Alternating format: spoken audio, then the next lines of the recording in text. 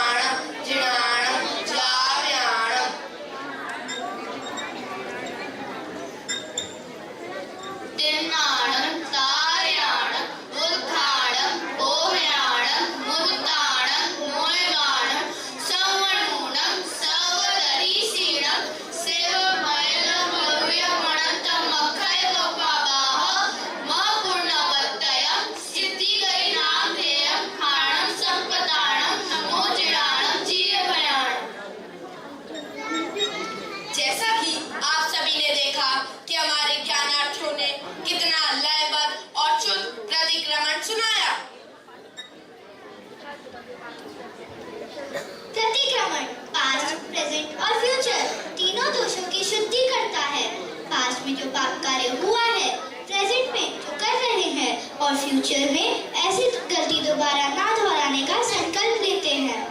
आप लोग जिस प्रकार अपने घर, दुकान, ऑफिस की रोज साफ सफाई करते हैं, होली दिवाली पर तो विशेष सफाई करते हैं, तभी आपको अच्छा लगता है।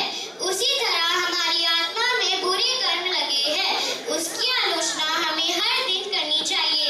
रोज नहीं कर सको तो पर्व तिथि में तो अवश्य करनी चाहिए। तो आज हम ज्ञानशाला के बच्चे आपको एक संकल्प दिलाना चाहते हैं कि आप प्रतिक्रमण अवश्य करेंगे। रोज नहीं तो पर्व तिथि पर नियमबद्ध प्रतिक्रमण करेंगे। मन वचन काय से जो भी हुआ पाप कर रहे हम प्रतिक्रमण, हो रहा पश्चाताप, भविष्य में उन दोषों को ना दोहराने का ले रहे संकल्प, आत्मा बने उज्जवल हमारी, यही है मोक्ष का विकल्प, यही है मोक्ष का विकल्प। आओ साथियों हम सब गाएं महिमा जैन धर्म के इस अवदान की, सीखे पार्टियों का सही उच्चारण, संग में अतिचार भी सीखे प्रतिक्रमण, करे प्रतिक्रमण, सीखे प्रतिक्रमण, करे